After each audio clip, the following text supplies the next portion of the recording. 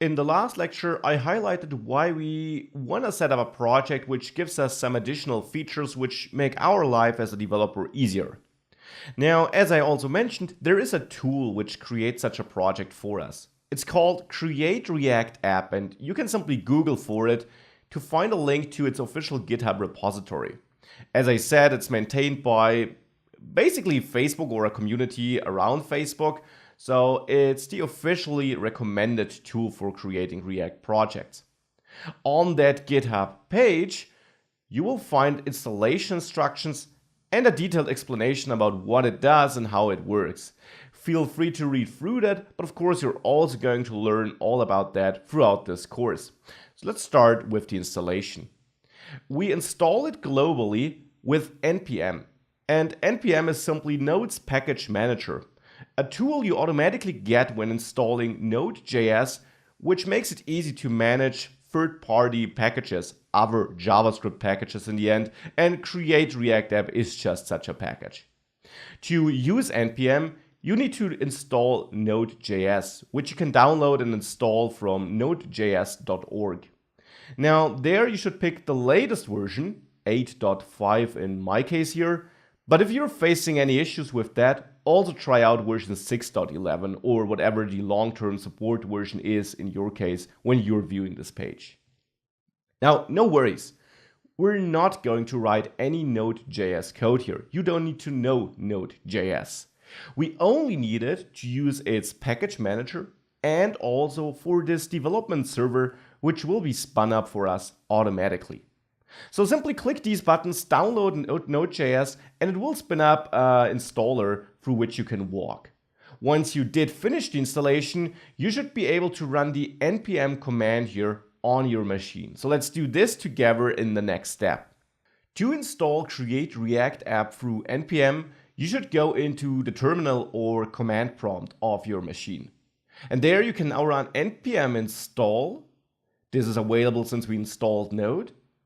Then Create React App, one word with dashes between the sub-words, and then -g. This flag at the end installs it globally on our machine so that we can run it anywhere on the machine, which of course is what we want to do because we want to be able to create new React projects wherever we want. Now, on Mac and Linux, you might need to add a sudo in front of all of that to get the right permissions of running this command. And if you do add it, you're probably prompted for your password too. Now, once you did enter it, and again, this is not required on Windows, you will install Create React App on your machine. Once this is finished, you can start creating new React projects with it. The command can also be found on this GitHub page I showed you earlier, here, but we'll of course run it together. You simply run Create React App, so the package name in the end, and then the name of the app. This will be the name of the folder which gets created, where the default configuration and a lot of starting files will be placed in. I will name it React Complete Guide, but you can name it whatever you want.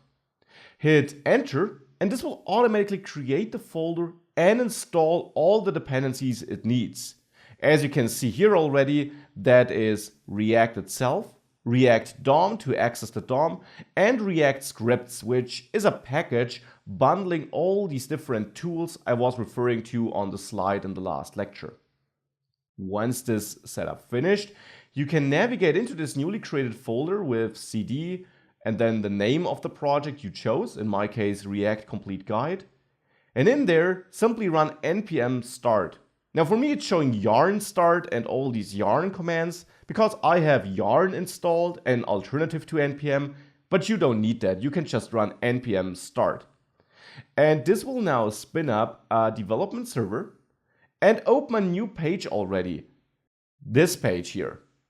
This is the starting page this project gives you. It is basically the starting point. We will start editing it later on. And you should always keep this process you started with npm start running. This is the development server I was referring to, which loads your application on the browser, simulates it to run as on a real web page, and reloads the page whenever you change the code. You can also find the address where it's serving it here in the terminal. So always keep this process running if you're working on your application. If you want to close it, you can always do this with Ctrl+C, but then you will not be able to visit this page here again. Now, with that, we got our project set up. Let's now have a look at what's inside there and what was created for us in the next lecture.